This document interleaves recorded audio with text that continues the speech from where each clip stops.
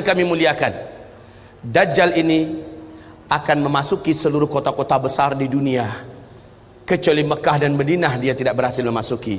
Kedua kota ini, baik fisiknya tidak bisa masuk ke Mekah Madinah, baik ilmu kekuatan sihirnya dan magicnya tidak bisa masuk ke dalam Mekah dan Madinah. Makanya salah satu kata Nabi, kalau kamu ingin selamat, kamu dengar Dajjal sudah keluar, segeralah hijrah, larilah ke Mekah atau ke Madinah.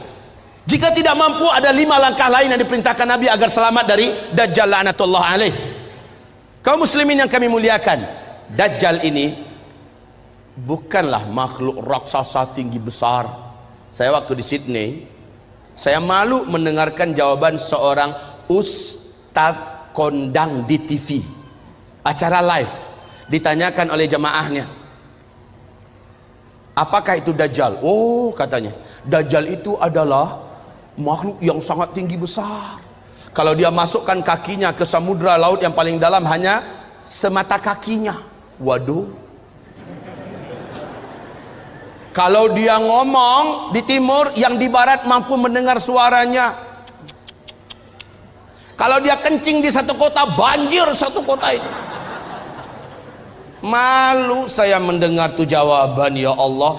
Waktu SD saya sudah dengarkan kayak gitu. Lah ini ustadz level nasional loh, ngomong di TV, jawabannya kayak gitu, ngawur ngaco abis. Lalu sebenarnya Dajjal ini siapa? Rasul mengatakan dia adalah anak keturunan Adam, tingginya seperti kamu dan lebih pendek sedikit, mukanya bulat, kedua bola matanya utuh ada, hanya yang sebelah kanan tertutup oleh lapisan dagingnya yang atas meleleh kemari menutupi, dan bagian tutupan ini lengket ke pipinya, dan ada bergelantungan macam jengger ayam sedikit, kayak dahak orang, maaf ya, kayak orang kumpulkan dahak banyak-banyak lalu disemburkan ke mata orang ini lalu meleleh gitu. Seperti inilah melelehnya daging di atas. Ini akibat dukhan loh, akibat dukhan. Seluruh orang-orang kafir menjadi zombie-zombie berjalan, jelek-jelek semuanya. Baik kaum muslimin, kemudian kata Rasulullah, kedua bola matanya seperti mau keluar lepas dari tempatnya. Hanya karena ini sudah ketutup, nampak tonjolan itu jelas. Sementara matanya sebelah kiri sudah hampir lepas dari tempatnya. Warnanya hijau kaca. Warna kulitnya putih kemerah-merahan, putih pucat kemerah-merahan. Bibirnya tebal, rambutnya keribu. Rambutnya keribu, di sela-sela rambutnya yang keribu muncul rambut-rambut lurus seperti ijuk. Lehernya agak sedikit panjang, lebih panjang daripada kita, sedikit lebih panjang. Bahunya mereng, dadanya bidang, full daging, sekel. Rasulullah mengatakan bila ia berjalan, kamu akan melihat kedua mata kakinya saling berjauhan dan kedua jempol kakinya saling berdekatan. Udah kebayang? Seperti ini. Oh, tapi kalau ketemu orang kayak gini jangan dibilang Dajjal.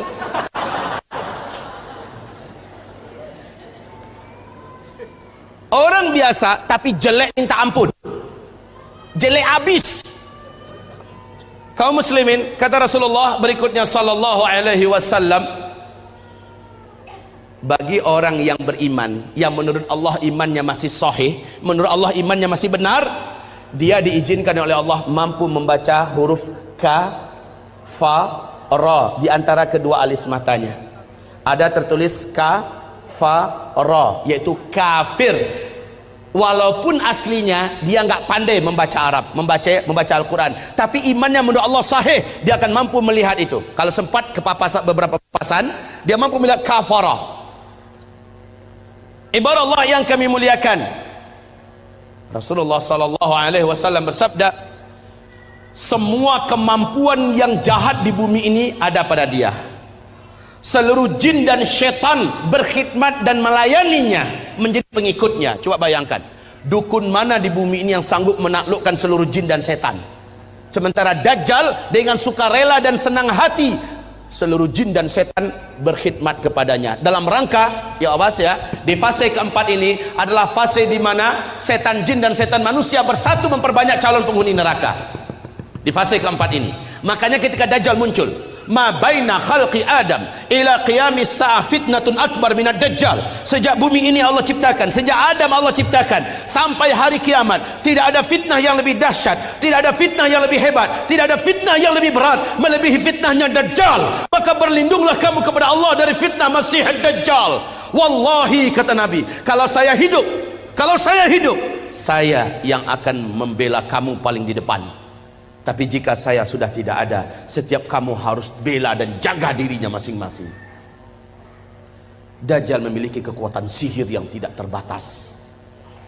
Dajjal memiliki kemampuan dan hipnotis magic yang sangat-sangat berat, sehingga tidak ada yang mampu melawan Dajjal. Tidak ada.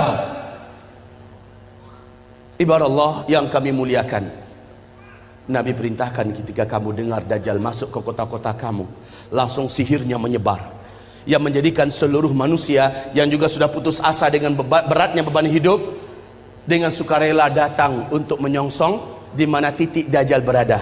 Mereka berharap Dajjal bisa membagi-bagikan rezeki. Saat itu kata Rasulullah, wahai kaum lelaki, bawalah istri-istri kalian masuk ke rumah, ikat dia di dalam rumah, tambatkan dia di tiang-tiang rumah kamu.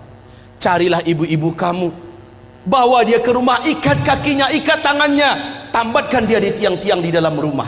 Carilah anak-anak gadis kamu, selamatkanlah wanita-wanita kamu, karena sesungguhnya yang paling banyak sujud menyembah Dajjal ketika Dajjal masuk ke kota-kota di bumi ini adalah kaum wanita. Mereka yang paling banyak menyembah Dajjal. Dan kata Rasulullah, siapa yang sempat menyembah Dajjal, maka sampai dia menghembuskan nafas terakhirnya, dia tidak akan pernah lagi beriman kepada Allah, dan dia akan kekal di neraka selama-lamanya. Maka ibu-ibu, pantas kalau Nabi memperingatkan umatnya berulang-ulang, berlindunglah dari Dajjal, berlindunglah dari Dajjal, berlindunglah dari Dajjal. Seluruh dukun satu bumi, seluruh ahli-ahli sihir satu bumi akan sujud menyembah Dajjal.